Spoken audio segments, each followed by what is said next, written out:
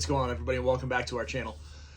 Today we're going to do our next video. We did a video a couple of weeks back that talked about the 10 most common cars you're going to see, or oversaturated cars at car shows. And I want to talk about 10 underrated cars. Now, this video is probably going to be a little controversial because I'll have a different opinion than a lot of you do. And my opinion on a couple of these cars is, I know, incredibly controversial, including the first car I'm going to go with. But to me, this list talks about things that you can get in the hobby that are different, unique, fun, that aren't going to be so oversaturated. You know, you're not going to have that other 65 Mustang or that 57 Chevy. We're going to talk about some cool cars that can be some different options for you. Something to get you into the hobby, to just have you showing up a little differently, being that kind of unique person at the show that you can have a whole heck of a lot of fun with. So let's start with our first car on the list. All right, let's get our most controversial car on the list out of the way. I'm going to talk about the Ford Mustang II, but specifically the 1978 King Cobra. Now, everyone talks about the Mustang II, and they have horror stories. There's a ton of lack of love for this car, and I get it. It wasn't the fastest car in the world. It wasn't the best-looking car in the world. It took kind of this whole Mustang heritage and kind of messed it up a little bit, but here's what you need to understand about this car. This car, in 4 years, sold 1 million cars. It was named Motor Trend's Car of the Year in 1974. And Ford knew exactly what they were doing when this came out in 74 after the oil embargo of 73. It was exactly what the audience needed. What's crazy is 2 of the best-selling 5 years ever in the history of Mustang are Mustang 2 years. It sold. It was a successful car at the time. It did well. But let's talk about the limited production 1978 Mustang King Cobra. They only made about 4,200 of these cars. And look, it was exactly designed to go after the Trans Am. Let's not make any bones about it. It was a Trans Am clone. It had a small V8. You could get it with a 4-speed or an automatic. It had, 15-inch, it might have been 14-inch, like, lattice wheels. The King Snake on the top, mimicking the Trans Am. But it was fun, and it was different. It handled well. It had decent horsepower, like 140 horsepower, but it was light, right? It was a fun little car. And let me ask you this one question. And I'm not going to try to sell you any further on it, but when's the last time you went to a car show and you saw a Mustang II, specifically a Cobra II or a King Cobra? I go to tons of Mustang shows and I never see them. So for that reason, I'm putting the 1978 Ford Mustang II King Cobra on the list of most underappreciated cars that are great to take to a car show. All right, so the next car we're going to talk about is a car from my childhood that I absolutely loved. It was something different, a Japanese car, and I think it's the only Japanese car I have on the list as I was looking at it, and it's going to be the Mitsubishi Staran, or the Chrysler Conquest, right? This car came out in the early 80s. The first time I remember seeing it is in Cannonball Run 2. Jackie Chan was driving in it with the guy who played Jaws in the James Bond movies, right? And they're driving cross-country in this top-secret car. But as you got into the 87 through like 89 models, you had the wide body kit, the bigger turbo. This car was light. No matter what version you got, it was under 3,000 pounds. It had a turbo 4, 180 horsepower. It had all these really cool, unique angles. It just looked the part, and it was fun. Like, it was a cool, fun car. I remember in high school, this guy by the name of Vinny that we went to high school with had one of these cars like our senior year, and it looked amazing. And I just said, this is something so different from everything that was out there with the American cars, right? My love of Mustangs and IROCs and Trans Ams, Monty SS's Grand Nationals didn't change, but to see something like this that was so unique and so different was a car that I was really, a big fan of. And I have to put it on this list because, again, I never see them at shows. I often go on, like, Facebook Marketplace to see if I can find, like, a Conquest or a Staran. I never do. So I'm hoping someday to find one of these cars that I can purchase one, have a great time with it. But for right now, it's something that's kind of this unicorn that just it's not seen all the time out there. Even like the other JDM cars, like you see 300ZXs of this time, you see Supras, RX-7s, you never see a Staran. So something I really like. I think it's a very cool looking car and definitely something I would recommend if you can get one. And I'll tell you, if you can find one, they're still reasonable money. I think you can still get one for like 15 grand. When they pop up, they just don't pop up all that frequently. Mustang here that I really like, and I think it's kind of underappreciated. The 03-04 Mach 1s. I love the style on them. I love the grill delete. I love the satin black badging on it, the Mach 1 wheels, the chin spoiler, the different spoiler on the back, the really cool seats and interior, the different gauges. This car was built as a stopgap for Ford between the regular GT and the Cobra because there was such a performance delta and a price delta. They had incredible success with the 01 Bullet, and they said, well, there's definitely an audience out there, so let's build this. So they took the modular V8, 305 horsepower, 355 rear end. You could get a manual or an automatic, and this car had some awesome colors, right? That competition orange, the azure blue, the yellows. I mean, it just was a great looking car. The ones that are pretty neat too, they see the white, but also the black with the satin black graphics, which was kind of this really cool package with the shaker hood scoop. It's just a cool car. You can still find these for like, low to mid 20s, depending on mileage. High mileage, you can get it for like 10 to 15 grand. Again, these cars I see at car shows. Now, I will tell you, last year at the Mustang clubs of New England, they were a lot more prevalent, but I hadn't seen a lot of them in the previous years. And as you're seeing more of the newer Mach 1s that had come out, I think there's an audience for this car, and I dig it quite a bit. I think it's just something unique and different. So it's definitely something I'd recommend. And I think, again, if you find one of those unique colors, like that black with the black is pretty cool and unique. The white I don't see a ton of. I do usually see it in blue or orange, sometimes in the red, right? Those tend to be more common, but like I'd say that white or the black, find one that's in great shape. Get one for like 20, 25 grand. They'll do incredibly well on the show because it's got a lot of cool special features, including that shaker hood scoop, the really cool interior, the different seats, and that really nice style. So definitely a car I recommend. And again, 300 plus horsepower, manual transmission, 355 rear end, and a car that's relatively light. You can have a whole bunch of fun in these. And I've owned two SN95 Mustangs. I love them. I think they drive great, and I think they're a hell of a lot of fun. This one was tough for me because there's a few cars I was thinking about in here, like the Impala SSs or the Marauder. We've talked about those cars in videos before, but I think there's kind of a unique, cool truck that falls into this category that we don't talk a ton about. And it's not the Lightning or the 454 SS from a few years back. It's that 2007 Chevy Silverado SS. This was a pretty cool truck, man. It got the blacked out treatment, the bigger wheels, 345 horse, 380 foot-pounds of torque. It's a big truck, right? It's a full-size truck. It weighs 7,000 pounds. But it was relatively quick, right? It was 0 to 60 in that like 7.5, 8 second time. It looked great. And when I see one at a show, I kind of dig it. So I was thinking about this. Like I said, you have the Dodge Little Red Express. You've got the Lightnings, the 454 SSs. Now you see a bunch of the Raptors and the T-Rexes. But if you want to show up to a show and have something that's pretty cool and unique and different, man, one of these 07 SSs are pretty reasonable. And if you could find one that, with decent mileage, you're like 15 to 20 grand, they're still just treated like a used full-size pickup. So I think this is something that's pretty cool and different, right along the lines of, like I said, like a 93 to 95 Impala SS or something kind of cool in those lines.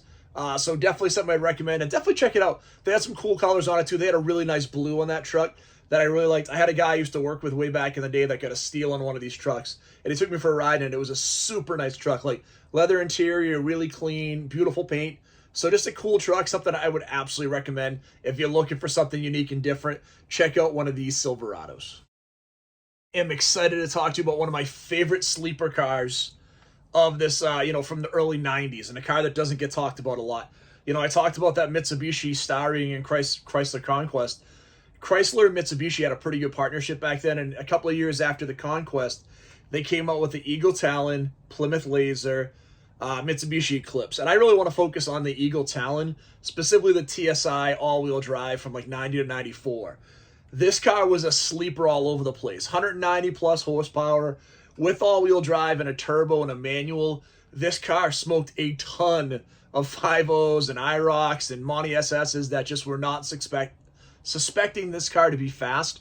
I remember my cousin had one of these with an awesome stereo system in it. It was a nice green color with like a tan interior. The thing sounded awesome. It looked great. I was a really big fan of this car.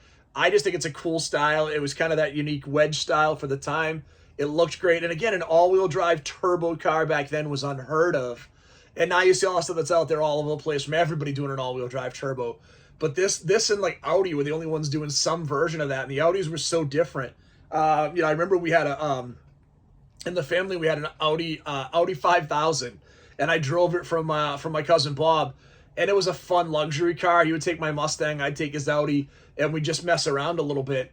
But to see that Eagle Talon and that all-wheel drive and that TSI, the car, again, 2,800 pounds, 190 horsepower, all-wheel drive through a manual transmission, super fun, super quick, very unique and different stylistically. So something I would definitely say check out. And again, when is the last time you saw an Eagle Talon all-wheel drive TSI at a car show? It has been a long time for me. I think I thought of this car from a video because I saw one last year at a show, and I sat there and looked at it for like 15 minutes because I hadn't seen one in like forever. All right, let's talk about something completely different here. We're going to talk about like the one supercar in this video, and it is a supercar. I don't care what everybody says. I remember reading an article in Road and Track when they were talking about the fastest cars in the world, and it was a Lamborghini Countach, a Ferrari Testarossa. It was one of the Porsche, either a 928 or a 911, and it was the Lotus Esprit. And I remember the Lotus Esprit just looking so great, that wedge design. We had it in the Pretty Woman movie. And then the Esprit was a Turbo 4 for a long time. It was in a James Bond movie in the 70s. And this car stayed around for a long time. But by the end of this generation of car, you had the Lotus Esprit V8. And that car was a great sounding, great looking car. Again, you take this to a Cars and Coffee or a local car show, you will stand out like crazy. Much more so than a newer Gallardo or a 430 Ferrari, because again, these cars are very rare. You don't see them all that often. Now, you do have the Lotus reliability, which is a challenge. It's not the most reliable car, but for like 50 or 60 grand, now depending on how many, for higher mileage, for low mileage, you're still in that 70 to 80 grand. But you're looking at like NSX money for a car that's way more exotic looking. I think sounds better. I think looks cooler. Now, the NSX is a better driving car. It's way more reliable. But again, I'll see 10 NSXs for every time I see a Lotus V8. So I know this is something unique on this list, and I typically don't throw like a supercar on there, but why not a Lotus V8? It's a great looking car. It's definitely on the list here. If you're looking for a supercar at a more of a budget price or just something unique and different than a 911 or, even you think about it, this is the same price as a Ferrari Mondeo, right? Or, a Ferrari, the 348. And I would much rather have this car. I just think it looks cooler. I think it sounds better performance. Again, the reliability stinks, but you're buying it as a summer car. Hopefully you're not buying a Lotus V8 as your everyday driver. Talk about the 1968 and 1969 Pontiac Firebird. This car is wildly underappreciated, but it's starting to come up in price. I have a good friend of mine that I talk to about classic cars all the time, and I've been trying to get him to buy a classic car for years. His name's Barry. And Barry and I have been talking about this car forever. What I love about this car is I think it actually looks better than the Camaro. I love the front end on the car. I love the style. I love the fact you get a 350 or a 400. The manual's great on it. I think the wheels look great. I think it's just a very underappreciated, undervalued car. And everybody wants the Camaros of this generation, and I get it. But I think the Firebird brings something unique and different. And I dig everything on the style on this car. So, again, if you're looking at something from this generation, 68, 69 Firebird would be the way I would go versus a 68 through 70 Camaro or, 67 through 70 Camaro. Again, you see significantly less Firebirds every single time. And I even saw like a straight six one this year that did really well at the shows because it was beautifully designed and had a great style. Like I said, on this list, we are looking for things that are unique and different, and I can't get a lot more unique or different than this car, which literally only existed for like 3 years. The 1965 through 1967 Pontiac 2+2. Originally designed to be like a companion model to the Catalina. It was a unique standalone car.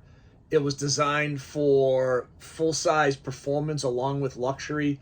You only had 3 motor options. You had a 389, a 421, or a 428.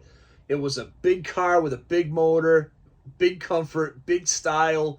It just looked great. And I see them every once in a while at a show, and I really do kind of dig them. Pontiac had some weird models, man. This, the 2+2, and that T37. These are some kind of unique models you didn't see a lot of. They didn't sell a ton of. So they're very unique and different in the hobby. And it's just one I wanted to share because I really like the car and I like the style on it. And I want to talk about just, how cool it is to have something, again, different like that. You're going to go to a car show and see a bunch of GTOs, a bunch of Le Mans. You might even see, the Bonnevilles are actually pretty common. But to go with a beautiful Pontiac 2+2 with a big block, with great body style, really great looking wheels, I would get it in that light blue color that GM had on everything back then. I just think it looks great in that color. You're going to have something completely unique and different that's very cool at your local show. Okay, we've got 2 cars left on our list.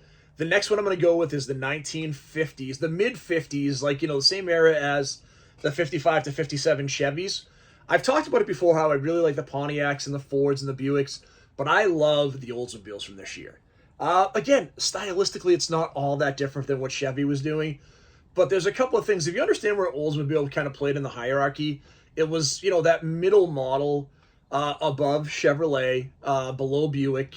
So it was those folks that were, middle class, upper middle class. They would grab this versus grabbing a Chevy. But they had such cool style in those years. Oldsmobile used some great greens. They do a lot of two tone with like green and white. And they had the best looking hood ornament of all time, in my opinion. That sunken globe on those mid-50s Oldsmobiles just looks awesome. And again, I think you can't go wrong. I think you go a mid-50s Olds, you're going to get a great looking car. It's going to sound awesome. It's going to look great. It's going to be completely different. Like I said, I could have thrown a Pontiac Chieftain in here or one of the big, the mid-century Buicks. I just really like the Oldsmobile. I think the style's a little bit different and unique. The Buick was a little more ostentatious with the portholes. The side vent holes you'd have on the side of the hood. I think the Oldsmobile was just a little bit more subdued. I love the front end on it. I think it looks great. The colors are great. And I think Oldsmobile is just wildly underrated. So I love those mid-50s Oldsmobiles. Wrap it up with the early 70s Lincoln Mark series. As someone in the family, we were a Ford family growing up for the most part. My dad was a Pontiac guy. My mom's side of the family was more Ford. I remember my stepdad getting my mom a car, and she needed something. We had all these beat up Dusters and stuff that was super cheap, and we had Mavericks and all this stuff, and he ended up getting her like a late 70s Lincoln Mark series with the big 460 and the super comfy seats in maroon with a white vinyl top and maroon leather interior that was super comfortable. I love that car. I think it's awesome. But again, it was unpractical. It was that garishness of the late 70s. If you go back to like 1968, 69, 70, those earlier Mark series had a beautiful flowing style. They still had a big block V8. They were still wildly comfortable. They still had that fake Continental kit, but it wasn't as pronounced in the back. It was just a really good-looking car that had a lot of style. And the reason I like this car is you think back to that time again, you're going to see a bunch of like mid-60s or late 60s and early 70s Cadillacs. You might even see a town car or two, but like this Mark series has kind of gotten lost. In the later 70s, those Mark series are still fairly common at a car show. But if you can get these cars from just a generation earlier, I think you have something wildly unique and different, really, really stylistically beautiful, and a car that you're going to enjoy the heck out of because it rides nice and is comfortable. So that's it. That's our list of cars. This is our list of unique and different cars versus last week where we talked about those overrepresented cars at the car show. Thanks for checking us out. There'll be a few more videos this season before we get back into car show season, although being the first week of February, we're like literally like 7 or 8 weeks away from our first car show. I pick up the Mustang the first week of April from storage. It's going to be a wild season this year. We're already deep into prepping for the Endicott show. I've had a chance to, work with my cousin to potentially do a Cars and Coffee down in the Bridgewater area. We have a lot going on this year, and it's going to be great. So if you haven't subscribed yet, what the hell are you waiting for? Do it. Subscribe, please. And we will talk to everybody very soon and look for another video coming out in the next couple of weeks. Thanks, everybody. Talk to you soon.